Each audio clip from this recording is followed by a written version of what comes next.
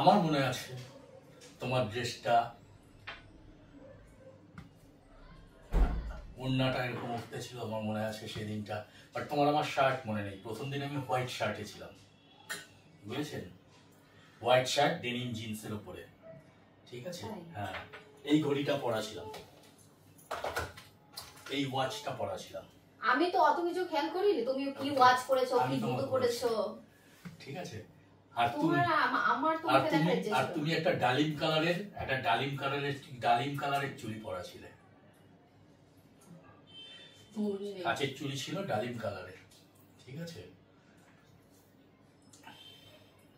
Pink কালারের dress পরেছিলাম। হ্যাঁ, পিঙ্ক কালারের হোয়াইট ওড়না ছিল, হোয়াইট না ক্রিম কালারের ওড়না ছিল, আর ডালিম কালারের চুড়ি ছিল, অনেকটা ম্যাচ করে। তাহলে এটা দিয়ে তুমি কি প্রমাণ করতে চাইছো তোমার সবকিছু মনে আছে আমি সবকিছু ভুলে গেছি? ভালোটা আমি প্রথম তো আমি বেসেছিলাম না। আর ছেলেরা যখন কাউকে ভালোবাসে সেটা একদম মন দিয়ে পাগলের মতন ভালোবাসে, না হলে আমি তোমাকে রাত 2টো, 2:30, 3টের সময় খুঁজতে আসতাম না। তাহলে মেয়েরা বলছে যে ভালোবাসে না, ভালোবাসতে পারে না। মেয়েরা ভালোবাসতে পারে তো, হয়তো বহিঃপ্রকাশটা ছেলেরাই বেশি করে। মেয়েরা হয়তো সিক্রেট রাখতে চায় বা লুকিয়ে রাখতে চায়, বা প্রেমে মেয়েরা চাইলেও ওয়েট করে যে না ওই দিক থেকে আসুক প্রপোজালটা, পছন্দ হলেও।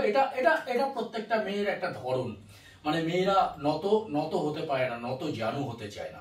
আর ছেলেরা প্রেমে বারবার নত জানু হয়, বারবার লজ্জা ঠিক নয়। লজ্জার কি আছে? লজ্জা নয়। এখন মেয়েরাও অনেক মানে আমার মনে হয় যে এইগুলো এটা লজ্জা না, এটা হচ্ছে মেয়েদের একটা মানে বলতে পারো একটা স্বভাব বা ধর্ম বলতে পারো। মানে আমি কেন যাব, সে আসবে। তোমরা মেয়েরা বোঝো কে তোমাকে ঝাড়ি মারছে, কতগুলো ছেলে ঝাড়ি মারছে, সব বোঝো, কিন্তু তোমরা মানে ধরা দেবে না, ঠিক আছে? এটাই। আর আমি ফুল নিয়ে যাচ্ছিলাম, তুমি কি বলেছিলে মনে আছে? আমার মনে আছে, তোমার মনে আছে তো? তুমি এক্সপেক্ট করোনি, যে তুমি এক্সপেক্ট করেছিলে যে ওরকম একটা ইনসিডেন্ট হতে পারে? করেছিলে? ঘটে যায়। তোমাদের দিদিভাই এক ডালা ফুল নিয়ে পুজোর ওখানে যাচ্ছে, প্রবাবলি সাজাবে কিছু একটা। আর আমি আটা দোকানে সিগারেট খাচ্ছিলাম, তোকে দেখার পরে ও আসছে, আর তখনও আমি ওকে কিছু বলিনি, মানে প্রপোজও করিনি, বাস জাস্ট ওকে দেখেছি। তো আসছে, আমি ওর সামনে দিয়ে গেছি, ঠিক মানে ও এইরকম এসছে, আমি ওর সামনে দিয়ে ক্রস করবো, তখন ওকে বলেছি থ্যাঙ্কস ফর ফ্লাওয়ার। ও চমকে গেছে, মানে ওর মুখটা যেন কেমন হয়ে গেছিল, মানে ও বুঝে উঠতে পারেনি যে কি আনসার দেবে। বলো বাকিটা, বলো কি আনসার দেবো? মানে ঝাড়ি মারার ইচ্ছে থাকলে যা হয় আর কি, মানে সেই সময় তো কি আর বলবো, হয়ে গেল আর কি, মানে হয়ে গেছে সবকিছু, আস্তে আস্তে ঘটে গেছে ইনসিডেন্ট। তারপর দেখো সবকিছুতেই কিন্তু কপাল একটা খুব হ্যাঁ, আমরা দূর পর্যন্ত আমাদের কোনো মানে সত্যি যে বিবাহ জিনিসটা যে ম্যাচ বা ঈশ্বর সৃষ্টি করে রাখেন, এটা সত্যি, এটা আমি মানি। কারণ সেই দিন যেই পুজোর অনুষ্ঠানে আমরা গিয়েছিলাম, সেখানে আমার তো দূর পর্যন্ত যাওয়ার কথা ছিল না, ওরটা তোমরা দিদি ভাইয়ের মুখেই শুনে নাও। আমারও যাওয়ার কোনো মানে কথা ছিল না। আমি হঠাৎ কাকি বাড়িতে গেছি, তো কালী পুজোতে যে কাকি বাড়িতে এত আমার মানে ওর কাকার শ্বশুর বাড়ি, মানে আমার কাকা শ্বশুরের শ্বশুর বাড়ি, মানে ওখানে যে এত বড় পুজো হয় সেটাও আমি জানতাম না। তো তার কদিন পরেই আমার টেস্ট এক্সাম ছিল, তারপরে সেই এক্সাম আগে তাও হঠাৎ কাকি বাড়ি গেছি ঘুরতে, 2 দিন রয়েছি, তাও হঠাৎ করে ওরা সবাই মা বাড়ি যাবে বলছে, তারপরে বলছে কাকি বলছে চল ঘুরে আসবি, দেখবি কত ভালো পুজো হয়। এর আগে যে কালী পুজো এরকম বড় হয় কাকি বাড়িতে, বা কাকি বাড়িতে আমি 2-1বার গেছি, থাকিনি কখনো।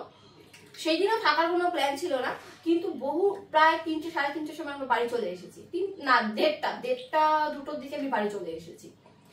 তো সেই দিনও থাকার কোনো প্ল্যান ছিল না, থাকিও নি, মানে হঠাৎ করে হয় না যে চল যাই, সেই রকম একটা ব্যাপার আর কি। বোনরা গেছে, আমি গেছি, কাকি গেছে। আর আমার ক্ষেত্রে কি হয়েছে, ওর যে কাকির বোন ছিল আর ভাই ছিল, তারা আমার সাথে ফেসবুকে কথা বলতো, প্রতাপ মামা আমার সাথে কথা বলতো, আর আরেকজনের নাম কি ছিল, পূজা না, মল্লিকা, মল্লিকা দিদির নাম কি ছিল ভুলে গেছি আমি। যাই হোক, ওদের সাথে আমি ফেসবুকে কথা বলতাম, তো মাঝে মধ্যে আমার সাথে কথা হতো। তো all of a sudden Belgharia butter মোড়ে ওদেরই গ্রুপের একজনের সাথে আমার দেখা হয়ে গেছে, ওদের সবার সাথে হাই হ্যালো হতো। তো দেখা হয়েছে, তো বলেছিল যাবে নাকি আজ পুজো দেখতে, ঠাকুর দেখতে, আমার একটা বন্ধু, চলো যাব। তো আমি জানি না যে ওখানে, তো গেছি, যাওয়ার পরে বন্ধু নয় বান্ধবী বলো, বান্ধবী বন্ধু। তোমাদের দাদা ভাইকে দেখে আমার ফার্স্ট ইমপ্রেশন খুবই ব্যাড ছিল, মানে যেটা হয় না যে ওই একটু অন্য টাইপের, একটু মানে কি বলবো, একটু হয় না যে ব্যাড, মানে ব্যাড এরকম আর কি একটা ইমপ্রেশন ছিল। মানে আমার লুকসটা একটু ব্যাড বয় টাইপের, মানে না লুকস ব্যাড বয়, আমি ভীষণ বেপরোয়া, তো আমি ভীষণ বেপরোয়া ছিলে, এখন তুমি মানুষ হয়েছো, ঠিক আছে।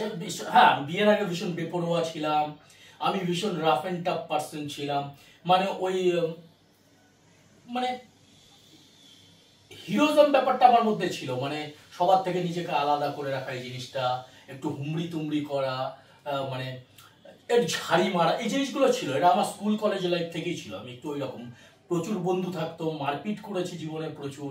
তো এই ধরনের স্কুলের ব্যাক বেঞ্চাররা কেমন হয়, আমি সেই রকম পার্সন ছিলাম। তো তো ওখানে আমার এক বান্ধবীর সাথে গেছি, যাওয়ার পরে ওকে দেখেছি। তোমার দাদা ভাই তাকানোটা করছো, ও কিন্তু প্রথমদিন দেখেনি যে ওকে আমি ঝাড়ি মারছি, মানে ওকে দেখে যে আমি বাইক নিয়ে দাঁড়িয়ে পড়েছি, কয়েক সেকেন্ডের জন্য যে আমি এইভাবে ওকে দেখছিলাম বাইকে বসে, সেটাও ধরতেই পারেনি। সে তো অনেকেই দেখেছে, সে তো অনেকে দেখেছে, মানে তোমারও সেই সময়টাই যেরকম সময়, আমারও সেই সময়টাই সময়। তো আমার তাকানোটার মধ্যে হয়তো কিছু একটা স্পেশালিটি ছিল, কোনো স্পেশালিটি ছিল না, কপালে ছিল তাই হয়ে গেছে। আজকে তুমি আমার বউ হয়ে রয়েছো। তো সত্যি মানে ঈশ্বর সম্পর্কগুলো সৃষ্টি করেন, শুধু মেলাবার দায়িত্ব আমাদের উপর ছিল। কারণ যে সিচুয়েশন ছিল, তারপরে ওর কোনো ফোন নাম্বার নেই, কিচ্ছু নেই, মানুষটাকে চিনি না, মানুষটার নাম জানি না। তারপরে তন্ন তন্ন তন্ন তন্ন করে খুঁজে খুঁজে খুঁজে খুঁজে ফেসবুক পাই, ফেসবুকে ওকে টেক্সট করি, সেই টেক্সটের রিপ্লাই আসে পরের দিনই আসে, যেহেতু আমার বন্ধুরা, আমার ভাইরা সবাই এক্সপেক্ট করেছিল যে টেক্সটের রিপ্লাই আসবে না, যাই হোক পরের দিনই এসছে। আসার পরে তারপরে কথা বলা, বেশ মানে চ্যাটিং করা, মানে কোনো ভয়েস মেসেজ নয়, কোনো ফোনে কথা বলা নয়, চ্যাটিং করা। তারপরে হোয়াটসঅ্যাপ নাম্বার নেওয়া, তারপরে হোয়াটসঅ্যাপে একটা ভয়েস টেক্সট করেছিলাম পরে ফার্স্ট টাইম, সেই টেক্সট শুনে ওর প্রেমে পড়ে যাওয়া, আমার প্রেমে, মানে হয় না পটানোর ইচ্ছা থাকলে একটু অন্যরকম ভাবে, হ্যালো, না এরকম না, হ্যালো আমি কি তোমার সাথে একটু কথা বলতে পারি, তাই তো। সেদিন তোমার এই ফ্ল্যাটে গৃহপ্রবেশ ছিল। এবার আমার ফ্ল্যাটে গৃহপ্রবেশ ছিল, সেদিন নয় তার আগের দিন রাতে, তখন ওর হোয়াটসঅ্যাপ নাম্বারটা আমার কাছে রয়েছে। তো তার আগের দিন রাতে আমি গেছি হচ্ছে ফ্ল্যাটের জন্য ইট আর বালি, যজ্ঞের জন্য লাগে ইট আর বালি চুরি করতে। নর্মালি কি হয়, 10টা ইট আর একটুখানি বালি আমি কোথা থেকে কিনতে যাবো, অত রাতে 10টা সাড়ে 10টা বাজে। তো আমি এখানে থাকে না, লোকের বাড়ির সামনে ইট আর বালি পড়ে থাকে। তো আমি আর আমার এক মাস্তাতো ভাই, মানে যেই ভাইয়ের জন্য ওকে আবার খুঁজে পাওয়া, মানে খুলে বলি, আমার এক মাস্তাতো ভাই কালী পুজোর দিন রাতে এসেছিল। তো আমি যখন ওকে দেখে ঘুরে ঘুরে বন্ধুদের সাথে পার্টি করে ভোর 2-2-2:30টার সময় বাড়িতে গেছি, তখন আমি মামা বাড়ি থাকি বেলঘরিয়াতে। তো ও আমার বিছানাতে বেডে শুয়ে আছে। তো ওকে আমি বললাম কখন এসছিস, তো বললো এই তো আসলাম। এই গল্প করতে করতে তারপরে, যাই হোক তোমরা লাভ স্টোরিতে শুনেছো যে দাদা, ভাই আমাকে বলছে দাদা তুই যদি কাউকে বিয়ে করিস সুন্দরী দেখে বিয়ে করবি, হ্যান ত্যান। তো ওখান থেকে তো নর্মালি কি হয়, ওর ক্ষেত্রে যেটা হয়েছে, আমি ওকে দেখেছি, ঝাড়ি মেরেছি, কোনো কথা হয়নি, কিছু হয়নি। তো আমি নর্মালি রাস্তায় তো কত হাজার মেয়ের সাথে ঝাড়ি মারা হয়, দেখা হয়। তো সেই রকমই একটা ক্যাজুয়াল মিটিং ছিল ওর সাথে আমার, ভুলে তারপরে আর বাড়ি চলে এসেছি, পার্টি ফার্টি করে এসে শুয়েছি। হঠাৎ আমার ভাই ওর ব্যাপারে আমাকে বলেছে, মানে ওর ব্যাপারে আমার ভাই আমাকে জিজ্ঞেস করেছে, মানে হঠাৎ একটা কথা হতে হতে বলছে দাদা তুই যদি কাউকে বিয়ে করিস সুন্দর দেখে বিয়ে করবি, বৌদিটা না সুন্দর হয়। তো আমি তখন ওকে বলেছি ভাই ভাই দাঁড়া দাঁড়া দাঁড়া দাঁড়া, আছে না 4-5টা মেয়ে দেখেছি, দাঁড়া তার মধ্যে একটা কোথায় যেন দেখলাম ভীষণ সুন্দর। তো এই বলতে বলতে ভাই বলে কোথায় কোথায় কোথায়, আমি বললাম দাঁড়া খোঁজ নি ওখানে যাব। তো কোথাও কিছু পেলাম না, একে ফোন করলাম ওকে ফোন করলাম, ওর ব্যাপারে কিছু জানতে পারলাম না। তারপরে ওখান থেকে প্রায় 25 মিনিট 20 মিনিট 25 মিনিট আধা ঘন্টার মতন বাইক চালিয়ে ওই পুজো যেখানে হয়েছে সেখানে গিয়েছি। রাত 2:30 পৌনে 3টের সময় গিয়ে দেখি মানে ওখানে কেউ নেই, মানে পুরো প্যান্ডেল খালি। তাহলে কি 3:30টার সময় 2:30টার সময় কেউ থাকে? এবার নর্মালি আমি কি এক্সপেক্ট করে, আমি তো জানি না যে অন্য পাড়ার অন্য জায়গায় থাকে ওখানে বেড়াতে গেছে। আমি জানি যে নর্মালি পাড়া পুজো হলে তো অনেক রাত পর্যন্ত, কালী পুজোর যজ্ঞ পুজো দেখার জন্য অনেক রাত পর্যন্ত থাকে। তো এবার ভাই বলেছে না অনেক রাত পর্যন্ত থাকে। তো আমি খুঁজতে গেছি, খুঁজতে গিয়ে ওকে পাইনি, দেখি কেউ নেই, দুজন মাতাল স্টেজে শুয়ে আছে। যাই হোক এদিক খুঁজে খুঁজে বেড়াচ্ছি, তখন ভাই বলে কি দাঁড়া দাঁড়া দাঁড়া দাদা এক কাজ কর, মেয়েটা তোকে দেখেছে? আমি বলে হ্যাঁ। কথা হয়েছে? বলে না কথা হয়নি কিন্তু দেখেছে। বলে তাহলে এক কাজ কর, চল এখানে গান করতে করতে যাই, যদি তোর প্রতি ইন্টারেস্ট থাকে তাহলে হয়তো জানলায় বা গ্রিলে আসতে পারে। তো যেটা হয় তখন উঠতি বয়স, ডানা গজিয়েছে, উড়ছি এইভাবে পাখা মেলে। তো তখন ওই পুরো গলিটা মানে ওই এরিয়াতে যত রাস্তা রয়েছে ডান দিক বাঁ দিক অলি গলি সব গলিতে একটাই গান, রাত্রি রাঙিনায় যদি খোলা জানালায় একবার একবার যদি সে দাঁড়ায়, এই গানটা গাইছি আর ঘুরছি। একটা বেড়ালও উকি মারেনি আমাদের দিকে, কুকুর বিড়াল কেউ উকি মারেনি। আর আমার সবাই তোমাদের ভেবেছে যে মানে খেয়ে দিয়ে তোমরা রাস্তাঘাটে, একটা বেড়াল পর্যন্ত উকি মারেনি, তো প্রেমিকা কি উকি মারবে? অনেক প্রেমিকা হয়নি সদ্য, আমি শুধু প্রেমে হাবুডুবু খাচ্ছি। প্রেমে হাবুডুবু খাইনি, মানে ভাই বলার পরে তখন না, তখন প্রেমে পড়ছি না, হাতছাড়া করতে দেওয়া যাবে না। যাই হোক, তো সেই ভাই, এবার আসি যজ্ঞের কথা, মানে ও কিভাবে আমার প্রেমে পড়লো। তো যজ্ঞের দিন বাড়ি প্রায় অনেকদিন পরে হোয়াটসঅ্যাপে কথা বলার অনেকদিন, না হোয়াটসঅ্যাপে কথা বলার অনেকদিন পরে নয়, আমি বলছি। তো ওকে আমি একদিন হোয়াটসঅ্যাপে ফেসবুকে কথা হয়েছে 8-10 দিন। 8-10 দিন কথা হওয়ার পরে ও বলেছে না, আমি বললাম আমি আপনাকে বিয়ে করতে চাই, যদি চাও আমি তোমার ফ্যামিলির সাথেও কথা বলতে চাই, আমি তোমাকে প্রেমের প্রপোজাল দেবো না, এসব দেবো না, তোমাকে পছন্দ হয়েছে, আমার বাড়ির থেকে মেয়ে খুঁজছে, তুমি যদি চাও তোমার ফ্যামিলির সাথে আমার ফ্যামিলিকে কথা বলিয়ে দিতে পারি। তো যেটা নর্মালি হয়, পাত্তা পাত্তা আমাকে দিচ্ছে না, খুব ভাও খাচ্ছে, আর পড়াশোনা আছে, এক্সাম আছে। তো আমি বললাম ঠিক আছে, আমি তোমাকে না একবার সামনে দিয়ে দেখতে চাই, মানে আমি কনফার্ম করতে চাইছি যে আমি পুজোতে যাকে দেখেছি তখন হয়তো যাই না কিসের ঘোরে আমি দেখেছি, একবার আমি সামনে দিয়ে একবার দেখতে চাই। তো বলছে না, কাকা দিয়ে আসে, বাবা জ্যাঠা দাদা যাই হোক, তখন গল্প দিয়ে যাচ্ছে আমাকে, আমি তো বুঝতে পারছি গল্প। তারপরে আমি ওকে একদিন বললাম যে তুমি যখন এক্সাম দিতে যাবে বা টিউশনে যাবে আমাকে বলো, আমি তোমার সাথে রাস্তায় কথা বলবো না, আমি রাস্তায় গিয়ে দাঁড়াবো, তুমি শুধু হেঁটে চলে যাও, আমি তোমাকে ওটুকুই দেখবো। তারপরে বললো ভেবে দেখছি, ভেবে দেখা হয়ে গেল। ভেবে দেখার পরে যাই হোক, তারপর আর কোনো গল্প নেই, আর কিছু মানে। এবার ও আসেনি, আমি বললাম না বাউ দেওয়া যাবে না, তা আমি চুপ হয়ে গেছি। আমি চুপ হয়ে যাওয়ার পরে অনেকদিন হয়ে গেছে না, তারপরে যখন আসেনি, যখন দেখার পর তারপরে আমাকে বলেছে, টেক্সট করে বলছে না আমি আপনার সাথে দেখা করতে পারবো না ওইভাবে। তা আমি বললাম ঠিক আছে, তোমার যদি কখনো মনে হয় যে তুমি আমার সাথে দেখা করতে চাও বা তোমার ফ্যামিলির সাথে আমাকে কথা বলিয়ে দিতে চাও, তাহলে তোমার জন্য আমার দরজা সবসময় খোলা রয়েছে। আমি কিন্তু আগাগোড়াই একটা কথা বলেছি যে আমি প্রেম করে বিয়ে করব না, মানে প্রেম করে বিয়ে করব না, না আমি পালিয়ে গিয়ে বিয়ে করব না, এটা আমি বড়। আর আমার ভীষণ ইচ্ছে ছিল পালিয়ে বিয়ে করার, ভীষণ ইচ্ছে ছিল, মানে আমার স্বপ্ন, মানে আমার জীবনে আমি যত স্বপ্ন দেখেছি, ব্যাড বয়দের ইমপ্রেশন যেরকম হয়, আমি যত স্বপ্ন দেখেছি সব স্বপ্ন আমি নিজে সাকার করার চেষ্টা করেছি। তবে এটা কিন্তু ঠিক, তোমাদের দাদাভাই বিয়ের আগে যেসব কথাগুলো আমাকে দিয়েছে কোনো কথা মিথ্যে ছিল না, যেগুলো ও চেঞ্জ করার প্রয়োজন মনে হয়েছে, মানে আমি বলেছি চেঞ্জ করতে, সেগুলো বেশিরভাগই ও চেঞ্জ করেছে। কিন্তু যেটা আমি চেঞ্জ করতে পারিনি সেটা হচ্ছে খেলাটা। তারপর মানে ক্রিকেট ফুটবল খেলা মাঠে। তারপরে ওকে আমি হোয়াটসঅ্যাপে বলে দিলাম যে তোমার যদি কখনো মনে হয় তুমি আমার সাথে দেখা করবে বা তোমার ফ্যামিলির সাথে আমাকে কথা বলিয়ে দেবে, তো এনি টাইম তুমি আমার সাথে কন্ট্যাক্ট করতে পারো বা তোমার জন্য আমার দরজা খোলা রয়েছে। তারপরে আমি আর ওকে হাই হ্যালো করি না। তারপর আমার গৃহপ্রবেশ ছিল, সেই গৃহপ্রবেশে ইট আর বালি চুরি করতে গেছি, সেই সময় সেটা প্রায় 15-20 দিন পর। মানে আমাদের মধ্যে আর কোনো কানেকশন নেই, কোনো কথাবার্তা নেই। সো 15-20 দিন পরে ও আমাকে একটা টেক্সট করেছে, হাই কি করছে। তো আমি মানে ইট বালি চুরি করতে গিয়ে মানে ব্যাগে করে এতটাই বিজি ছিলাম যে আমি ওকে টাইপ করতে পারিনি। তো ওকে আমি রিপ্লাই দিয়েছিলাম যে ইট আর বালি চুরি করতে এসছি, এটুকুই। এবার এবার ওর মধ্যে সেটা কিভাবে সেই টেক্সটটা পৌঁছিয়েছে বা ও কিভাবে শুনেছে, আমার ভয়েসটা ঠিক এইরকমই ছিল। বলো। মানে হয় না যে একটা ম্যাচিউর ব্যাপার, সেই রকমই লেগেছে আমার। মানে ভয়েসটা একটা এরকম ভাবে আমাকে ইমপ্রেশন দিল, মানে মনে হলো যে না এই লোকটার সাথে যাওয়া যায়।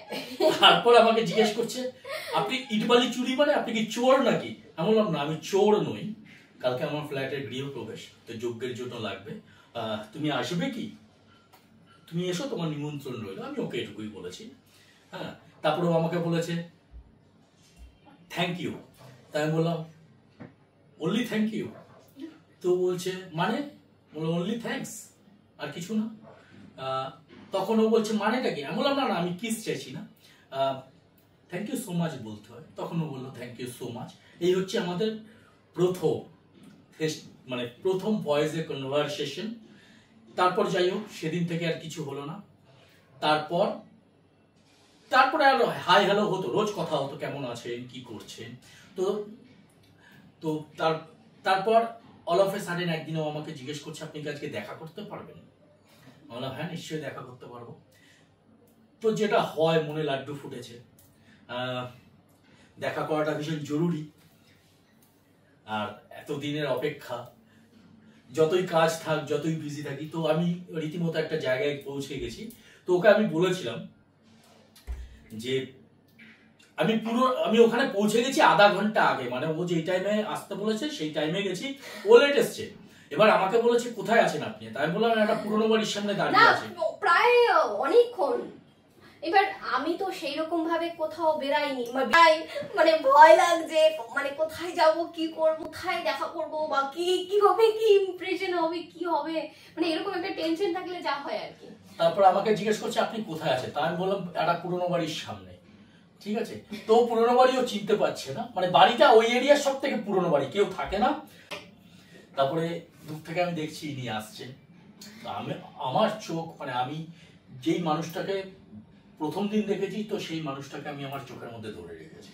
তো ওকে দূর থেকে, মানে লাইট পোস্টের লাইট গুলো থেকে না, সেই আলোতে দেখছি উনি আসছে। আমি ভীষণ খুশি। তো আসা মাত্রই আমি বাইক নিয়েছিলাম, তো আমাকে বলছে তাড়াতাড়ি তাড়াতাড়ি চলুন, এখানে দাঁড়ানো যাবে না। আমি বাইকে করে শ্যাট করে বেরিয়ে গেলাম, গিয়ে চলে গেলাম। আর সেই মানে হয় না যে প্রথমবার একটা যেটা হয় আর কি নরমালি। তারপর আসার মাত্রে আমরা একটা জায়গায় গেলাম যেখানে ওকে কেউ দেখতে পারবে না। মানে আমার প্রবলেম নেই, আমাকে দেখলেও আমার কিছু যায় আসে না, মানে পিয়ার কিয়া তো ঠান্ডা কিয়া। কিন্তু ওর ক্ষেত্রে ভীষণ প্রবলেম ছিল, বাড়ির লোক দেখে। কিন্তু কি কপালের কপাল, গেছি সেই আগরপাড়া থেকে ঘুরে, ঘোলা থেকে ঘুরে সোদপুর হয়ে বেলঘড়িয়া। আর আমার কাকা দেখি সেইখান দিয়ে এসে, মানে আমি দেখিনি কাকাকে, কাকা আমাকে দেখেছে যে আমি কারো বাইকে প্রথম দিনই আমাদের প্রথম ডেটে আমরা দাঁড়িয়ে গল্প করছি। তো তোমাদের দিদিভাইয়ের প্রথম প্রশ্ন ছিল আপনি কি ড্রিঙ্ক করেন? তেমন হ্যাঁ ড্রিঙ্ক করি। কারণ সেই সময় আমি ওকে পুজোর সময় সত্যি কথা বলতে যেটা দেখেছি সেইগুলোই আমার কোশ্চেন ছিল। আপনি কি স্মোক করেন? আমি বললাম তুমি তো দেখেছো, আমি তো তোমার সামনে লুকোইনি। তো বলে অনেকক্ষণ ভেবে চিন্তা আমাকে বললো আপনাকে এগুলো ছাড়তে হবে। আমি বললাম দেখো জোরে বলো। আমি বললাম দেখো ড্রিঙ্কটা তো ছাড়তে পারবো না। কি বলেছিলাম আমি আপনাকে? এগুলো আমি বাড়িতে কথা বলতে পারি, কিন্তু তার আগে আপনাকে এগুলো ছেড়ে দিতে হবে। আমি বললাম দেখো স্মোকটা ছেড়ে দিতে পারবো বা ড্রিঙ্কটা ছাড়তে পারবো না। কিন্তু ওর প্রবলেম ছিল না স্মোক করার প্রবলেম নেই, বা ড্রিঙ্কটা ছাড়তে হবে। তখন আমি বলেছিলাম যে অকেশনালি হলে প্রবলেম আছে। তো ভেবে চিন্তে বললো ঠিক আছে দেখা যাবে। তারপরেই আমি ওকে বলেছিলাম। তো আমাকে এই প্রশ্নগুলো করতে আমি ওকে এই প্রশ্নগুলো যখন করছে, এই নিয়ে আলোচনা হচ্ছে, ড্রিঙ্ক স্মোক নিয়ে আমাদের মধ্যে অনেকক্ষণ কনভারসেশন হচ্ছে। তারপরে ওকে আমি বলেছিলাম দেখো আমি মানুষটা এমন, আমি যাই করে থাকি কিন্তু আমি তোমাকে এটুকু what I can assure you যে আমি তোমাকে ঠকাবো না, আর আমি তোমাকে মিথ্যে কিচ্ছু বলিনি এতদিন, আর আমি আগামীতেও তোমাকে কিচ্ছু মিথ্যে বলবো না। তবে এটা ঠিক যে দেখো, আমি আমার ড্রিঙ্ক করা নিয়ে, স্মোক করা নিয়ে হয়তো তোমার প্রবলেম হতে পারে, কিন্তু আমি আমি এমন একজন বাবা হতে চাই, আমি একজন আদর্শ পিতা হতে চাই। ওকে আমি এটা বলেছিলাম, মানে প্রপোজালের আগে আমি ওকে বলেছিলাম যে দেখো, আমি ভালো পতি হতে পারবো কিনা জানি না, কিন্তু আমি একজন আদর্শ পিতা হতে চাই, রাইট? এই কথাটা ওকে আমি বলেছিলাম। তারপর ভাবনা চিন্তা করার পরে ওর কাছ থেকে কোনো ইসে আসেনি, কিন্তু সম্মতি আসেনি, কিন্তু হ্যাঁ, যে গলে গেছে বা পটে গেছে ব্যাপারটা তো আমি বুঝতে পারলাম। তারপরে যাই হোক, ও বলছে তাড়াতাড়ি চলুন, মানে 7টা, পৌনে 7টা, 7টা নাগাদ এসছে। তা আমাকে বলেছে 10 মিনিটের জন্য, হয়ে গেছে 2 ঘন্টা। ওরও যাওয়ার ইচ্ছে নেই, আর আমিও ওকে ছাড়ছি না, মানে মানে কারোর মধ্যে কিছু মানে বুঝতে পারছি না কি করব। তারপর ওকে আমি ওর বাড়ির সামনে একটা জায়গায় ছেড়ে দিয়ে এসেছি, যেখান থেকে ওকে নিয়ে এসেছিলাম, ওখানে ছেড়ে দিয়ে এসেছি। যাওয়ার পরে ও বাড়ি গেছে। বাড়ি যাওয়ার পরে অনেক রাতে আমার কাছে ফোন এসেছে, ইনি করেছেন যে কাকা দেখে ফেলেছে, মাকে সব বলে দিয়েছে। এইবার তো আমি দেখলাম যে মানে আমি কিন্তু ওকে ফার্স্টে বলেছি যে দেখো, আমাকে ফার্স্টে বাড়িতে বলতে হবে। এবার আমি ওর কাছে অ্যাসিওর হওয়ার জন্য গেছি যে ওর যে ব্যাড হ্যাবিট গুলো আছে সেগুলো ও ন্যাচারালি সেটাকে ছাড়তে পারবে কিনা। মানে দেখো, জোর করে কখনো কাউকে দিয়ে কিছু হয় না। ও যদি সেটা আমাকে কমিটমেন্ট করে যদি আমাকে এখন যদি না ছাড়তো, তাহলে আমার কিছু করার ছিল না। কিন্তু ও যেগুলো বলেছে সেগুলো সত্যি, মানে যেগুলো আমি বলেছি, যেগুলো আমি চেয়েছি, সেগুলো ও সব ফুলফিল করেছে। মানে যে কথাগুলো দিয়েছিল সবই রেখেছে। তো সেই দিক থেকে আমি সেই দিনটাই আমি অ্যাসিওর হতে গেছি যে ঠিক আছে, সবকিছু যখন দেখো, প্রথম দেখাতে একটা ব্যাড ইমপ্রেশন হলে যেটা হয় আর কি, যে মনের মধ্যে ওটাই ধুক ধুক ঘুরতে থাকে। তো সেইটাই আর কি, মানে আমাকে আবার ফোন করেছে বা কথা হচ্ছে, টেক্সট হচ্ছে, তো সেটার থেকে আমরা দুজনে আমার ফেসবুক পুরো ঘেটে ফেলেছে। মানে দেখা করে যে আজকে দেখা হলো, তার আগে যে 15-20 দিন ছিল, আর সেই সময় হিউজ পরিমাণে মানে প্রোফাইলে ড্রিঙ্কের ফটো, তারপরে এইটা জুড়ে পুরো আমার অ্যালকোহল বটল ছিল। মানে আমার স্বপ্ন ছিল, দেখো তোমরা ডোন্ট গেট মি রং, আমাকে বাজেভাবে নিও না, আমি ভীষণ স্ট্রাগল করে বড় হয়েছি তো, আর আমি ভীষণ ভালো স্টুডেন্ট ছিলাম না। মানে ব্যাক বেঞ্চার যেটা হয়, স্কুল বাঙ্ক করা, টিচারদের কথা না শোনা, আমি এই ধরনের স্টুডেন্ট ছিলাম। মারপিট করা, স্কুল পালিয়ে সিনেমা দেখতে যাওয়া, এইসব জিনিসগুলো ছিলাম, এই ধরনের মানুষ ছিলাম। সেই জায়গা থেকে হ্যাঁ, খেলাধুলোটা ভালো করতাম। আমি ফুটবল খেলতাম, ফুটবলে অনেকটাই পরিচিতি ছিল, কলকাতাও খেলেছি। তো সেই জায়গার থেকে পড়াশোনাটাও ভালো ছিল না, ভালো স্টুডেন্ট ছিলাম না। আর আমার খুব ইচ্ছে ছিল যে, মানে আমি ভীষণ মিডিওকার ফ্যামিলির থেকে উঠেছি, বলতে পারো যে স্ট্রাগলটা ভীষণ ছিল জীবনে। হ্যাঁ, সেইখান থেকে ফ্যামিলির সাপোর্ট যতটুকুই তারা পেরেছে করেছে, অস্বীকার করবো না। তো আমার একটা স্বপ্ন ছিল যে আমার নিজের পয়সায় যেদিন আমি আমার নিজের থাকার একটা আস্তানা করতে পারবো, সেখানে আমার একটা মানে একটা সেলফ থাকবে, যেখানে বিভিন্ন রকমের অ্যালকোহল থাকবে, মানে যত এক্সপেন্সিভ বটল, মানে যত এক্সপেন্সিভ কোয়ালিটি, এক্সপেন্সিভ, সেটা আমার ঘরে থাকবে। এবং দেখো, কিছু কিছু স্বপ্ন এমন হয় না যে স্বপ্ন পূরণ হতেই সেই স্বপ্নটা আবার মানে বিলীয়মান হয়ে যায়। মানে হয় না যে যেই স্বপ্নটার জন্য আমি এতদিন দৌড়লাম, মানে স্বপ্ন ছিল, তার মধ্যে আমার ঘরে একটা এরকম শেলফ থাকবে, যেখানে নানান রকম অ্যালকোহল থাকবে, এক্সপেন্সিভ বটল থাকবে। দাঁড়াও, লেট মি ফিনিশ। তো স্বপ্ন ছিল, স্বপ্নটা পূরণ করার জন্য, মানে স্বপ্নটা বাড়ি করার সাথে, ফ্ল্যাট কেনার সাথে সাথে ওই স্বপ্নটাও যখন পূরণ হলো, সেই স্বপ্নটা বিশ্বাস করো 1 সপ্তাহের মতন ছিল। মানে আমার নিজের ফটো নেই, আমার বন্ধুদের ফটো ছিল সেই শেলফের সাথে, আমি নিজে তুলিনি যে আরো কিছু ভালো তুলবো। সেই সময় তোমাদের দিদিভাইয়ের সাথে দেখা, তারপরে ওর এটা ভীষণ, মানে এইটার বিরোধিতা করেছিল, ওর এটা পছন্দই ছিল না। ওয়ান অফ দ্য রিজন ছিল যে আমার সাথে তোমার সম্পর্ক হলে এটাকে খুলে দিতে হবে। তো আমি ওকে অনেকভাবে চেষ্টা করেছি, দেখো আমি খাবো না, আমি খাবো না, বাট আমি রাখি, এটা আমার ড্রিঙ্ক। এই যে গ্লাসগুলো দেখতে পাচ্ছ, তখন এগুলো গ্লাস ছিল না, এই পুরোটা জুড়ে অ্যালকোহলের বটল ছিল। তো আমি বলেছিলাম যে আমি খাবো না, বাট এটা আমার স্বপ্ন, এটা আমার ইচ্ছে। তো কিছু স্বপ্ন হয় না, কিছু মুহূর্তের জন্যই থাকে, তারপরে সেগুলো বিলুপ্ত হয়ে যায়। তো এটা একটা স্বপ্ন, আমার জীবনের যে স্বপ্নটাকে আমি কয়েক দিন বা কয়েক ঘন্টাই দেখেছি, তারপরে আমাকে সেটাকে ফেলে দিতে হয়েছে। হয়তো ভালোবাসার কাছে অনেক কিছুই, হয়তো ভালোবাসার কাছে হয়তো অনেক কিছুই ফেলে দিতে হয় বা অনেক কিছুই নত হতে হয়। আমি এমন একটা মানুষ, প্রেমিকরা এমন হয় যে ভীষণ নত যেন হয়। তো আমিও সেই রকমই একজন প্রেমিক, যে আমার প্রেমের সামনে আমি বারবার ঝুঁকেছি। তো দেখো, নর্মালি আমাদের একটা কি ইমপ্রেশন থাকে, ঘরে আমার দরজার বরাবর এটা হচ্ছে এই জিনিসটা। তো নর্মালি ধরো আমার বাড়ি থেকে লোক আসছে, আমার বাড়ি ছাড়ো যে কোনো লোক আসছে, সে ঢুকেই যদি দেখো তোমার স্বপ্নটা তোমার জায়গায়, কিন্তু একটা মেন্টালিটি, একটা তুমি আমার জীবনে তুমি না আসলে এটাকে আমি জীবনেও সরাতাম না। শুধু তুমি, মানে আমি তোমাকে ভালোবেসেছি বলে আমি তোমাকে কথা সেটা আমি বলছি দিয়েছি বলে, আর তারপরে তুমি আমাকে বলেছিলে যে আমার কোনো প্রবলেম নেই, তোমাদের দিদিভাই বলেছিল আমার কোনো প্রবলেম নেই, কিন্তু আগামীতে আমাদের একটা বেবি হবে, তার মধ্যে কি ইম্প্যাক্ট পড়বে। যখন এই কথাটা বলেছে তখন আমি রিয়ালাইজ করেছি সত্যি ও রাইট। তারপর যাই হোক, এবার আসি যে ওর বাড়িতে দেখে নিয়েছে, দেখে নেওয়ার পরে ওকে বকাবকি করেছে ভীষণ। আর ওর কাকা বলেছে যে কি একটা লুচ্ছা লাফাঙ্গা ছেলের সাথে ঘুরছে, যেমন হয়, মানে দোষটা ওরও নয়। যদি কোনো মেয়ের বাবা দেখে যে জিন্সটা এইরকম, জামাটা এইরকম, আর ছেলে সাথে আমার মেয়ে ঘুরছে, তো ভাববেই না যে ছেলেটা একটু লুচ্ছা লাফাঙ্গা টাইপের। আর আমার না না, কাকার ততক্ষণে অলমোস্ট, মানে আমাকে দেখার পরে অলমোস্ট ততক্ষণে খবর নেওয়া হয়ে গেছে যে তুমি কোথায় বাড়ি, কোথায় কি, কোথায়, কারণ কাকার সাথে তুমি, ওর ওই কাকার সাথেই আমি পার্টি করেছিলাম। না না না না, দেখেছিল হচ্ছে আমার সেজো কাকা। আচ্ছা, যাই হোক, আর এসে করেছিল হচ্ছে সেজু কাকার পরের জনের সাথে। আচ্ছা, তো ওর আবার আমার এক কাকা শ্বশুরের সাথে আমি আবার পার্টিও করেছি, মানে ড্রিঙ্ক ফ্রিঙ্কও করেছিলাম ওই পুজোর দিন, যেদিন ওকে ফার্স্ট দেখি। আর যে দেখেছে সে হচ্ছে অন্য কাকা। তো ওর বাড়িতে গিয়ে বলেছে স্মৃতিকে দেখলাম একটা লুচ্ছা লাফাঙ্গা ছেলের সাথে ঘুরতেছে।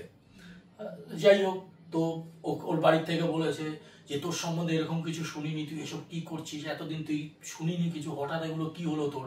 আর আমার কাকাদের দেখো, আমার যেহেতু বাবা নেই, আমার কাকারাই হচ্ছে আমার ছোটবেলা থেকে বলতে পারো যে আমার মা ভীষণ স্ট্রাগল করেছে, তার মধ্যে আমার কাকারাও ছিল যে আমাদের ভালোভাবে বাবা নেই সেটা বুঝতে দেয়নি কোনোদিনও।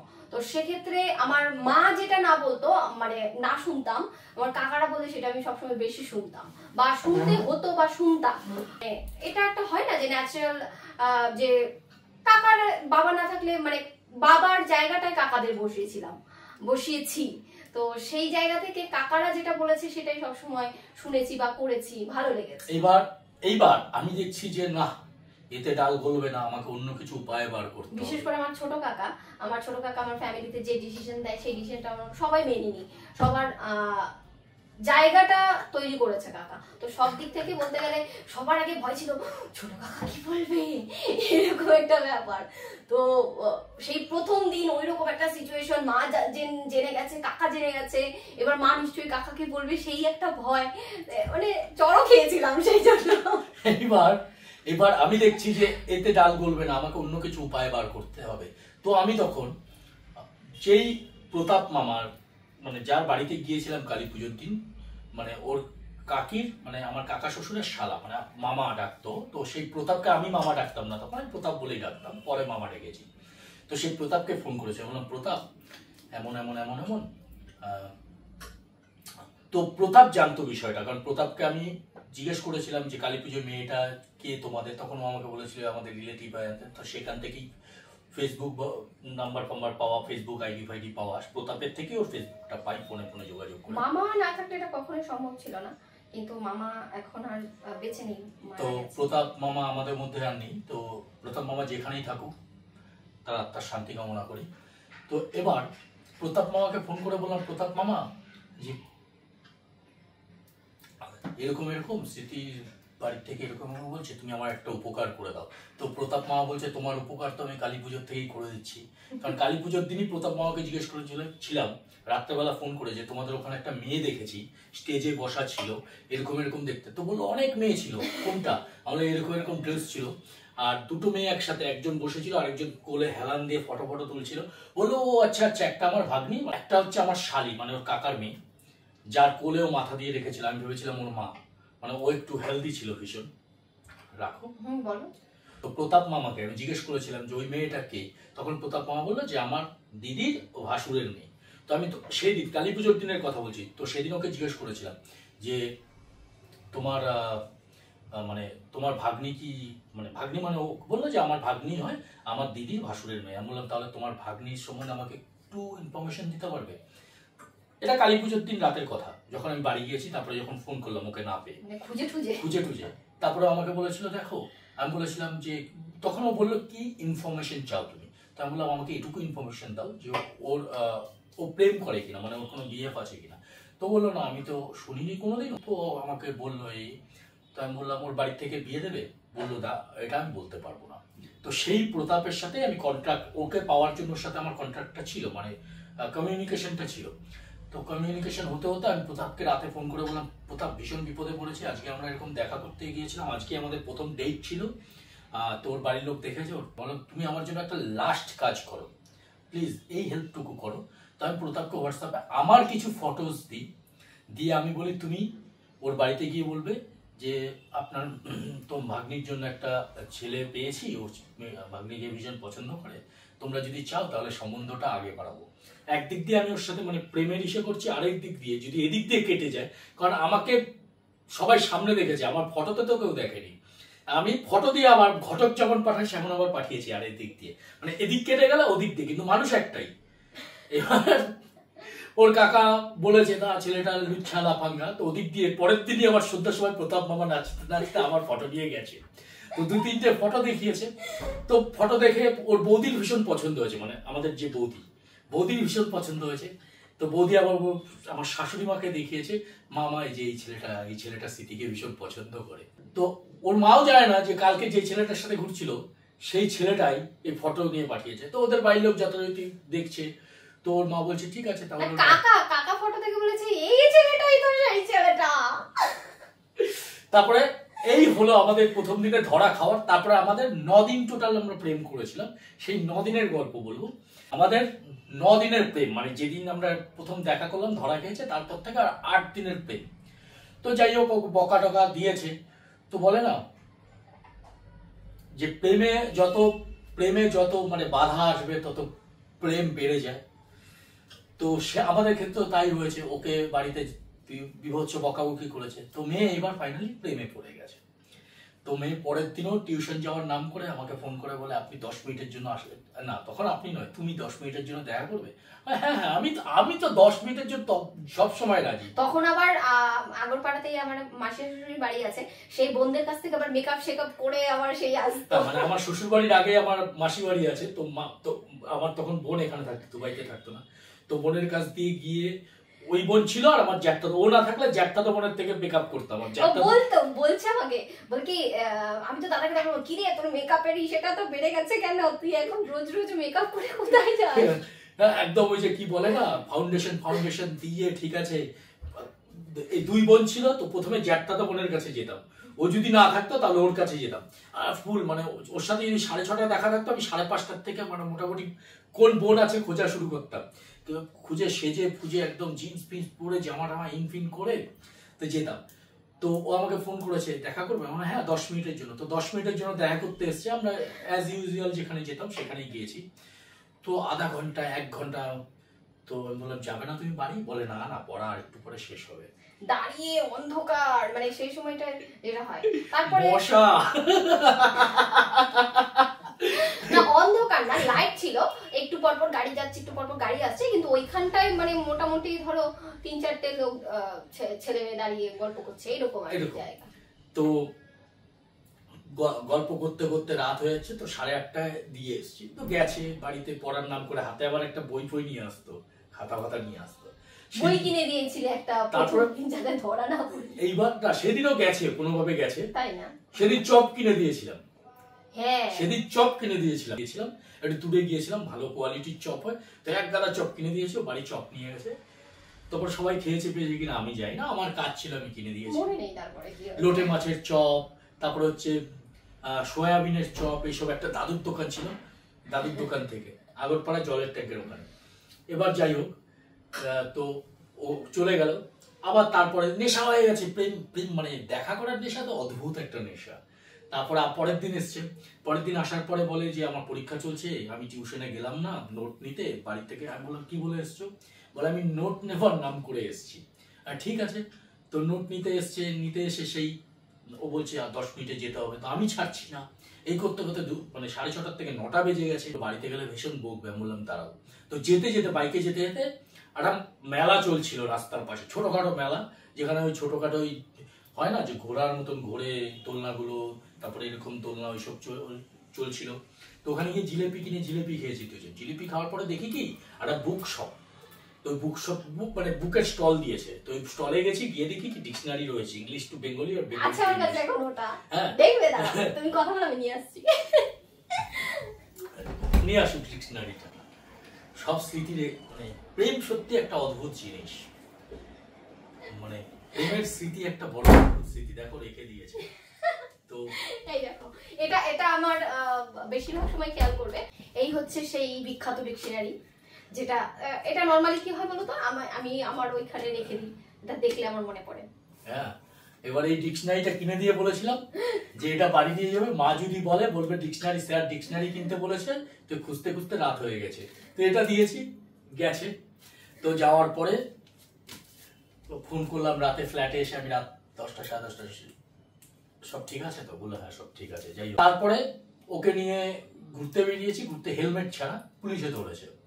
তো ওকে দিতে যাচ্ছি বাড়ি, তখন রাত 9টা বাজে। তো পুলিশে ধরেছে, পুলিশে ধরার পরে সব ডকুমেন্ট চাইছে, দিলাম, ডকুমেন্ট ঠিক ছিল না। তার আগে ওই দিন আমরা ফ্ল্যাটে এসেছিলাম। হ্যাঁ, ওই দিন আমি ফ্ল্যাটে এসেছিলাম, ও বলে চলো আমার ফ্ল্যাটটা তোমাকে দেখিয়ে নিয়ে আসি।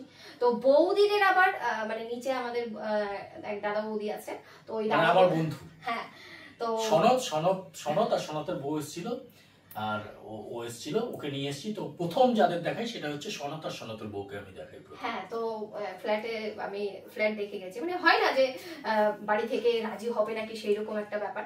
এবার বাড়িতে তখন কথাবার্তা চলছে যে এখানে আসবে, দেখবে। তো সেক্ষেত্রে আমরা পিসি আর আমার কাকা বলছে না আমরা আগে গিয়ে দেখে আসি, তারপরে যদি মনে হয় যে না আমরা সবাইকে দেখাবো, তবে আমরা গিয়ে সবাইকে দেখাবো, মানে সবাইকে নিয়ে আসবো। তো সেক্ষেত্রে ও বললো যে ঠিক আছে। এবার ওর বাড়ি থেকেও তো একটা আছে যে না মেয়ে বাড়ি থেকে কেন আগে দেখতে আসবে, এরকম একটা হয়। এটা হয়েছে আমার বাড়ি থেকে যে মেয়ের বাড়ি থেকে কেন আসবে, আগে ছেলের বাড়ির লোক যায়। কিন্তু ও কিন্তু সেটা পার্সোনালি করে, মানে দাদা বৌদিকে দেখে আমার পিসি এসেছিল, আর হচ্ছে আমার কাকা এসেছিল, আর আমি এসেছিলাম। তো তিনজন এসে, তো হয় না একটা নর্মালি দেখবে একটা কনসেপ্ট থাকে যে সাহারা কিট্টি হয়, তো সেই ব্যাপারটা আমাদের বাড়িতেও ছিল যে না কেমন হবে বা কি হবে। আর নর্মালি দেখবে একটা দেখে শুনে বিয়ে যেটা হয় যে সবসময় একটা বাবা মা বা একটা ফ্যামিলি চায় যাতে আমার মেয়েটা ভালো থাকে, সুখে থাকে, কিন্তু প্রথম দেখে তো সেটা বুঝতে পারে না বা বোঝা যায় না। তো সেক্ষেত্রে আমার বাড়ির থেকেও সেই একই চিন্তা ছিল। তো নর্মালি যেটা হয়, তো বাড়িঘর দেখে বা ফ্ল্যাট দেখে, বাড়িঘর বলতে ফ্ল্যাট, তো ফ্ল্যাট দেখে তখন যেটা হলো যে না ঠিক আছে, বাড়িঘর দেখে তো আমার পিসি বলে যে না বাড়িঘর দেখে তো মনে হয় না কিপটে, ঠিক আছে দেখা যাক। তো তারপরে আমার বাড়ি থেকে এলো বাড়িতে দেখতে, না না তারপরে তোমাদের আমরা ওই আমি পিসি আর কাকা এসে ফ্ল্যাট দেখে গেছি, তারপর আমার বাড়ি থেকে তোমাদের বাড়ি থেকে লোক গেছে, তারপর ওদের বাড়ি থেকে আমাকে ডেকেছে। এবার তার আগে মানে সব আসার আগে মার সাথে একদিন ফোনে আমি কল করেছি, তো বললো মায়ের সাথে একটু কথা বলবে। তো আমার মায়ের সাথে কথাটা তো বলেছি, কাকিমা কি করছেন, কেমন আছেন, কি রান্না করেছেন। তো ওনার সাথে কথা বলার পরে তো বলেছে মা কেমন লাগলো কথা বলে। তোর মা মানে আমার শাশুড়ি মা বলেছিল দুষ্টু লোকের মিষ্টি কথা, সেটা আবার ও আমাকে বলে দিয়েছে। যাই হোক, মানে যেটা হয় মাথা খারাপ হয়ে যাচ্ছে যে কিভাবে শাশুড়ি মা আমাকে এইভাবে বলে দিল, মানে শাশুড়ি হয়নি এখনো, আমি বিয়ে যদি করি, আর মানে অদ্ভুত হিসে। তা যাই হোক, ওদের বাড়ি থেকে আমাদের ডাকলো, আমরা গেছি, আমিও চলে যাব, আমার জয়েনিং রয়েছে, আমি চলে যাব। 4-5 দিন রয়েছে, তো প্রত্যেক দিন তো আর সবাইকে নিয়ে দেখানো সম্ভব না। তা আমি ওদের বললাম দেখুন আমার বাড়ি, আমার ফ্যামিলি অনেক বড়, আমার বাড়ি থেকে সবাই আসবে, একসাথে এসে আমরা আপনার মেয়েকে দেখেই যাবো।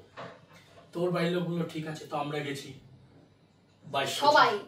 সবাই মানে আমার দিদা বাড়ির থেকে, জ্যাঠা বাড়ির থেকে, এদিক দিয়ে মামা বাড়ির থেকে সবাইকে নিয়ে সারা বারান্দায় 22-25 জন গেছে। আর ওদের যে বারান্দা রয়েছে সারা বারান্দার জুতো, আর আমার যে শালা ফালা গুলো রয়েছে মানে ওর মাস্তাতো পিস্তাতো ভাই বোনরা তারা জুতোর ফটো তুলছে। এবার যাই হোক ওখানে গেলাম, যাওয়ার পরে আমার এক সুমন্দি মানে ওর পিস্তাতো দাদা, সেও ভীষণ সম্মানীয় ওদের ফ্যামিলিতে, মানে ওই দাদাকেও ভীষণ মানে ওদের ফ্যামিলিতে, কোনো কাজে ফাজে ওনাকে মানে ডাকা হয়। তো সে এসছে, তো যেটা হয় সে এসে আমাকে ইংলিশে নানান রকম কোয়েশ্চেন করছে, কোথায় দেখা হলো, কিভাবে কি হলো, মানে আমাদের মনের ভিতরে এরকমও ভয় ছিল। দেখো এখনকার অনেক রকম ভাবে লোককে ঠকানো যায়। ফ্ল্যাট হয়তো বা রেন্টে আছে, তখন হয়তো বা বললো যে এটা আমার ফ্ল্যাট, এটা হয় নর্মালি। এটা আমি এখনো মাঝে মাঝে দেখি যে গ্রামের দিকে বিয়ে হয়, সেক্ষেত্রে বা শহরের দিকেই বলো, যে সবকিছু হয়তো বা কখনো দেখো এটা পুরো টোটালি প্রথমত লাকের উপরে, তারপর সেকেন্ডলি হচ্ছে দেখেই যখন হচ্ছে তখন সবকিছুই দেখে হওয়াটা ভালো। তো আমাদের বাড়ির দিক থেকে, শুধু আমাদের নয়, প্রত্যেকটা মেয়ে বাড়ির দিক থেকেই ছেলে বাড়িকে যাচাই করে নেওয়া উচিত, ছেলে বাড়ির দিক থেকেও মেয়ে বাড়িকে যাচাই করে নেওয়া উচিত। ছিল না আমার প্রতি ভরসা, না ভরসা আমার থাকলেও আমার বাড়ির লোকের সেটা দেখো আমি যেটা ভালো মনে করব সেই সময়ে দাঁড়িয়ে সেটা আমার বাড়ির কাছে ভালো নাও হতে পারে। তাই আমি তো প্রথম তোমাকে এই ভয়ে পাত্তাই দিইনি। পাত্তা দিয়েছি কি দেয়নি তার ফলাফল তো এখানেই দেখতেই পারছো তোমরা, এটা পুরো কপালের উপরে। তো সেটা যে ক্ষেত্রে যা হয় আর কি। তো নরমালি তারপরে ও বাড়ি থেকে দেখা করলো, তারপরে তার পরের দিনই আমাদের বাড়ি থেকে সবাই আসলো ফ্ল্যাটে, সবাই দেখলো সবকিছু, সব দেখলো। দেখার পরে না তার আগে মানে ওদের যেটা সন্দেহ ছিল যে আমি চাকরিটা সত্যি করি কিনা, আমি কত স্যালারি পাই ঠিকঠাক বলেছি কিনা।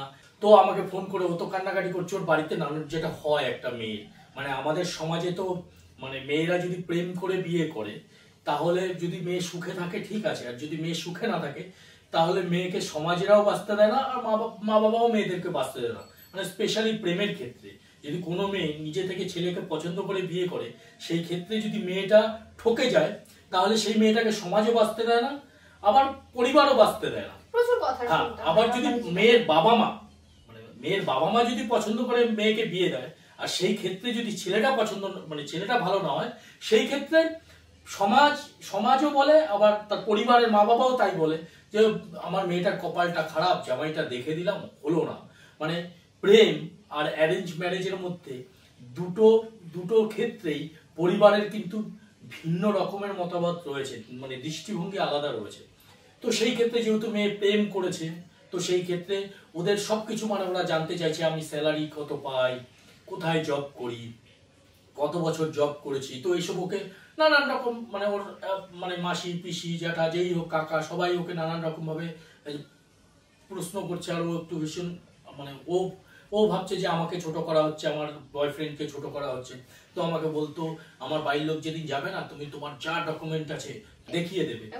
তো ওর পিসি কাকার মানে ওদের বাড়ি যখন সবাই এসছে তো ঘরে বসা, তো আমার স্যালারি স্লিপ থেকে, আমার প্রথম জবের স্যালারি থেকে, মানে প্রথম যে জব করি সেই স্যালারি থেকে তারপরে যা আছে সব স্যালারি স্লিপ, আমার পাসপোর্টে কতগুলো ভিসা রয়েছে সেই ভিসাস দেখিয়েছি, ইভেন আমি যে ফ্লাই করি সেই ফ্লাইটের টিকিটগুলো পর্যন্ত দেখিয়েছি।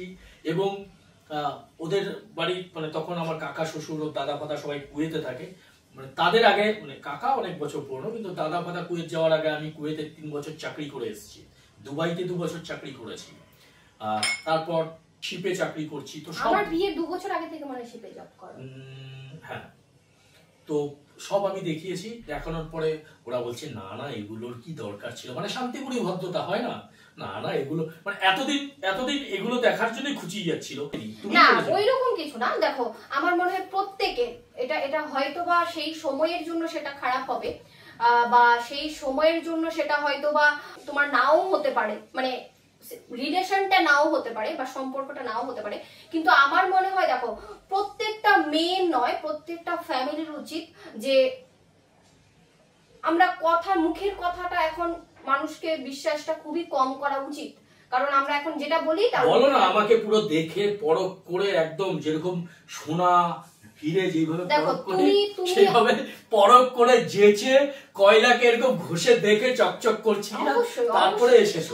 যাই হোক, আমি জাস্ট তোমাদের দিদিভাইয়ের সাথে জাস্ট পুলিং হার লেগে মানে আমার ভালো লাগে। তো যাই হোক, তো হয়ে গেল। তার আগে এইবার ওকে নিয়ে গেছি, রাস্তা দিয়ে যাচ্ছি, পুলিশে ধরেছে হেলমেট ছাড়া। তো রাত্রি 9টার সময় তো পুলিশ গাড়ি দাঁড় করিয়ে চালান ফালান কাটছে। তো আমাকে বলছে কাগজ দিন, এই দিন। আমি বললাম আপনি কাগজ রাখুন, আমি ওকে রেখে দিয়ে আসি, ছেড়ে দিয়ে আসি। মানে পুলিশ অফিসার যিনি ছিলেন, ও তো চোখ ছলছল করছে ভয়ে, প্রথমবার এরকম পুলিশের সামনাসামনি। আমি ওকে ছেড়ে দিয়ে আসি। তো পুলিশ অফিসার বলছেন না না, আপনি ডকুমেন্টস দিন, আপনার চালানটা কাটা হোক, তারপরে আপনি যাবেন। আমি বললাম দেখুন, আপনি আমার সব ডকুমেন্ট রাখুন, যা যা রাখার রাখুন, কিন্তু আমি ওকে দিতেই যাব, কারণ এটা আমার নৈতিক কর্তব্য। ওকে আমি বাড়ির থেকে নিয়ে এসেছি, ওকে আমার ঠিক সময় মতো বাড়িতে পৌঁছে দেওয়া।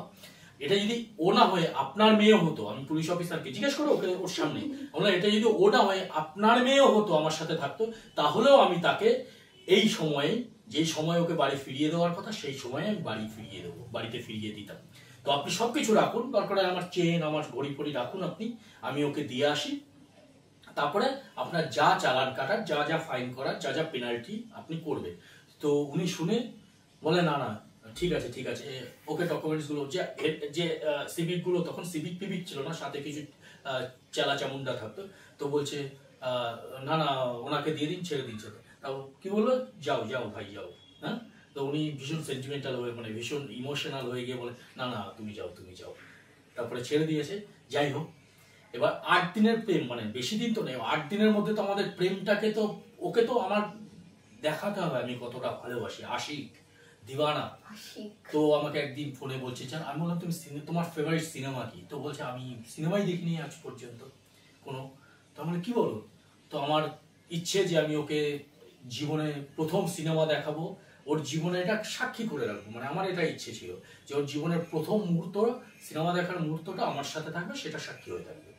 তো যাই না, সেটা হয়েছিল, আমরা আমাদের বাড়ি থেকে দুবারি থেকে দেখা হয়ে গেছিল, তারপরে হ্যাঁ, তারপরে দুবারি থেকে, তো দুবারি গল্প তো হয়ে গেল। দুবারি থেকে দেখা হওয়ার পরে আমরা খুব বেশি সময় পাইনি, কারণ ও চলে যাওয়ার পরে তারপর আমার হলুদ হয়েছিল 1 বছর প্রায়, মানে ও আসার আগে অবধি, ও চলে যাওয়ার পরে তারপরে আমার এইবার আমাদের 2 বারই দেখা হওয়ার পরে সেদিনই আমাদের বিয়ে ঠিক হয়ে যায়। এবার বিয়েটা ঠিক হয়ে যাওয়ার পরে, বিয়েটা ঠিক হয়ে যায় মানে আমি যখন আবার চাকরির থেকে ফিরবো 8 মাস পরে, তখন আমাদের বিয়ে হবে। তো বিয়ে ঠিক হয়ে গেছে, মানে বিয়ের যে পাকা কথাবার্তা, উলু ফুলু জোকার পোকার দেওয়া, সেগুলো হয়ে গেছে। তো ওকে আমি ফোন করে ওকে জিজ্ঞেস করেছি সিনেমার কথা, তো বললো। তখন ঠিক আছে, আমার একটা ভীষণ ইচ্ছে যে আমি আমার প্রেমিকা হোক বা ওয়াইফ হোক, সে জীবনে যেটা দেখেনি সেটা সাক্ষী হওয়ার। তো যাই হোক, সিনেমা দেখতে গেছি, তো লেট হয়ে গেছে, গিয়ে কোনো শো চলছে না, অলরেডি শো স্টার্ট হয়ে গেছে। তো আমরা কি সিনেমা দেখতে গিয়েছিলাম? এ দিল হ্যায় মুশকিল। তো এ দিল হ্যায় মুশকিল চলছিল, অন্য কোনো সিনেমা ছিল না। তো দেখছি ইন্টারভাল হয়েছে, তো সব পপকর্ন নিতে বেরিয়েছে, ও আর আমি দুটো পপকর্ন নিয়ে ঢুকে গেছি ওই লাইন দিয়ে, মানে ভিড়ের মধ্যে ঢুকে গেছি। তো তখন এতটা হাউসফুল ছিল না, গিয়ে বসে বিন্দাস সিনেমা দেখছি। তো বেশিক্ষণ দেখা যাবে না, পুরো মানে ইন্টারভেলের পর পুরোটা কমপ্লিট করা যাবে না, যে 15-20 মিনিট আমরা ছিলাম, মানে এটুকুর জন্যই যে একটা প্রথম সিনেমা দেখেছি, তার যে সাক্ষী আমরা হতে চেয়েছিলাম। তো সেটার জন্য যা দরকার ছিল সেটুকু আমরা 20-25 মিনিট সিনেমা দেখে বসে, পায়ের ওপর পা তুলে বসে দেখে, তারপরে দুজন বাড়ি চলে এসেছি। তখন তো আমাদের বিয়ে ঠিক হয়ে গেছে। তো এবার তার আগের কথা বলছি, যখন ওকে দেখতে যেতাম, মানে তার আগে যখন প্রেম করছি, মানে 9 দিনের মধ্যে, কিন্তু আমাদের তখন বিয়ে ঠিক হয়নি। এবার ওর বাড়ির সামনে দিয়ে যেতাম, ও সবসময় তো বেরোতে পারতো না, রাতে আমাদের দেখা হতো, সকালে আমাদের দেখা হতো না। তো তখন কি করতাম, ওকে বলতাম একটু দেখতে চাই, তো বলতো ছাদে আসছি। তো ছাদে যেত, আর ওদের বাড়ির সামনে দিয়ে একটা রাস্তা আছে অনেকটাই, মানে চকলেট যে বললো তো একটা ব্যাপার থাকে, ওই সকালে বেরাচ্ছি, দুপুরে বেরাচ্ছি, রাতে বেরাচ্ছি, আবার বলছে দেখাবো, কি হচ্ছে। ও ছাদে যেত, আর আমি বাইক নিয়ে রাস্তা দিয়ে যেতাম। তো একটা বাঘ ছিল, ওই বাঘটায় গেলেই না, মানে এরকম রাস্তাটা বেঁকে যাচ্ছে, ওই বাঘটায় গেলেই ওকে ছাদে দেখা যেত।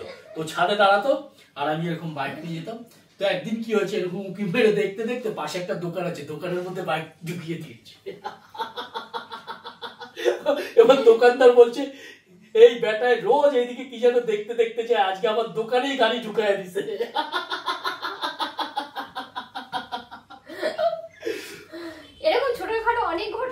সেই সময় বাদ পড়ে গেছে, সেগুলো আবার পরে অন্য একদিন শোনাবো।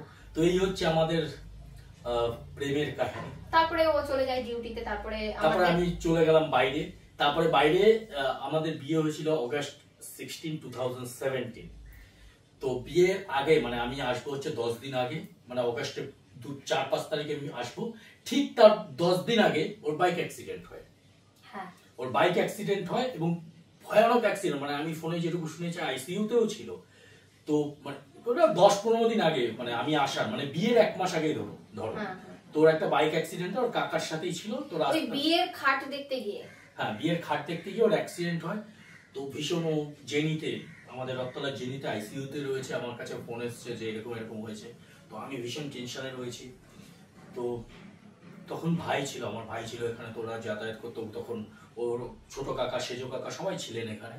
তো সবাই তারা যথেষ্ট ওর জন্য দৌড়াদৌড়ি করেছেন। তো যাই হোক, ঠাকুরের আশীর্বাদে ও সেই রকম গুরুতর কিছু হয়নি, বাট ভীষণ মাইনর একটা চোট ছিল, সেগুলো ওভারকাম করেও বেরিয়ে এসছে। তারপরে আমি আসলাম, আসার পরে তারপরে সেই গায়ে হলুদ, জোকার, আর 15 আগস্টের স্বাধীনতার সাথে সাথে 16 আগস্ট আমার স্বাধীনতাটাও চলে গেল। তুমি কি ভালো আছো? সত্যি করে বলবে। আমি ভীষণ সুখে আছি, ভীষণ সুখে, মন থেকে একদম। নাহলে তুমি বোঝো না, দেখে চকচক করছে গালটা।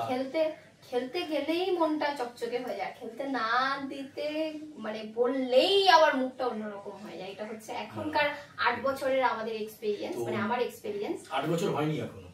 এই তো এই বছরই 8 বছর হবে, মানে অগাস্ট আসতে এখনো 8 মাস বাকি। ওই সেটাই 7 প্লাস 7 বছর 7 প্লাস।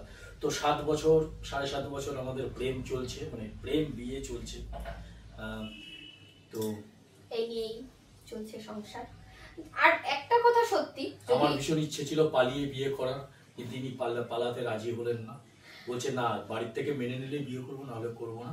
তো আমরা মানে প্রত্যেকটা প্রেম জানো তো হারিয়ে যায় হয়তো, মানে পরিবারের অবহেলায়। অনেক চেষ্টা করেছে, অনেক লড়েছে যে বাড়ির লোক যাতে মানে, যাতে আমাদের বিয়েটা সম্পূর্ণ হয়, বিয়েটা পর্যন্ত যাতে যায়। তো সেইভাবে ভীষণ মানে সাকসেসফুল হয়েছে। শুধু বারবার বলতো তোমার বাড়ির লোক যদি রাজি না হয় তাহলে তুমি কি করবে, আমাকে ছেড়ে চলে যাবে? আমি দেখো রাজি হবে না সেটা, কিন্তু যেই অবধি রাজি না হয় সেই অবধি আমি ওয়েট করব। তো ও কনভিন্স করতে সক্ষম হয়েছে, কনভিন্স করেছেও, না হলে পালাতে হতো, নষ্ট হতো না। সেটা দেখো, সেটা তোমারও হয়তো বা সবকিছু দেখে, বা আমাদের বাড়ি থেকে যেসব একটা মেয়ে বিয়ে দিতে হলে যেগুলো চায় সেগুলো হয়তো বা সবকিছু ছিল, অথবা দেখা গেল যে তুমি সেই সময়টা যেগুলো বলেছো সেইগুলো ফলস ছিল, তো সেক্ষেত্রেও তো পসিবল না। আমি যদি তোমাকে মিথ্যে বলতাম, ফলস থাকতো, তাহলে সেই ক্ষেত্রে এটা জাস্টিফাই যে হ্যাঁ তুমি বেরিয়ে গেছো। আমি তোমায় কোনো কিছু লুকোইনি, আমাদের যা বলেছি, আমিও ফার্স্ট থেকে কিছু লুকাইনি, যা বলেছি আমি তোমাকে সবকিছু, মানে আমার স্কুল লাইফ, কলেজ লাইফ থেকে শুরু করে, লাস্ট বেঞ্চে বসা থেকে শুরু করে, এক্সামে কপি করা থেকে শুরু করে, ইচ এন্ড এভরিথিং আমি তোমার সাথে শেয়ার করেছি। আমি কিছু মিথ্যা কথা বলিনি। আর তারপর ও অনেক খুঁজে, ও এমন নয় যে পরখ করেনি, যাচাই করে দেখেনি। ও আমার মানে সবকিছু যাচাই করে দেখে তারপরে আমার জীবনে এসছে। একদম কয়লাকে এরকম ঘষে দেখেছে চকচক করছে কিনা। হ্যাঁ অফ কোর্স, শুধু আমি কেন, আমার বাড়ির লোকও লোহাকে গলিয়ে দেখেছে যে লোহা তরল হচ্ছে কিনা, সোনাকে গলিয়ে দেখেছে যে সোনার গোল্ডেন কালারটা আছে কিনা। শোনো, এত কিছুর পরেও যে আমাদের বিয়েটা হয়েছে, এই তো চললো 8 বছর কাটিয়ে দিলাম। এবার 8 বছর করতে করতে এই জন্ম চলে যাবে, তারপর 7 জন্মের জন্য আমাদের আবার অপেক্ষা থাকবে। অপেক্ষা, প্রতীক্ষা, সবকিছুই। হ্যাঁ, তোমাদের দিদিভাইকে আমি 7 জন্মের জন্য চাই। মাঝে মধ্যে একটু পেছনে লাগি, ভালো লাগে। বিয়ে সংসারে যদি মানে সমস্যাই না থাকে, প্রবলেমই না থাকে, তাহলে সেটা কিসের সংসার, তাহলে সেটা কিসের বিয়ে? তো মাঝে মধ্যে প্রবলেম ক্রিয়েটও করতে হয়, সলভও করতে হয়, নতও হতে হয়, প্রেমও করতে হয়, ভালোবাসাও পরিবেশন করতে হয়, সবকিছু মিলিয়ে একটা সংসার। আর আমরা দুজনে ঠিক সেটাই করছি। চলো টাটা। ভালো লাগলে কমেন্ট করে যাবে। আমার প্রেম করার স্টাইলটা, মানে 9 দিনে যেই মানুষটা আমাকে পাত্তা দিল না, তাকে 9 দিনে প্রেম করে তাকে বিয়ের পরিণতিতে নিয়ে গেছি। মানে জানিও যে আমাদের প্রেম কাহিনী কেমন লাগলো তোমাদের। চলো টাটা, বাই বাই।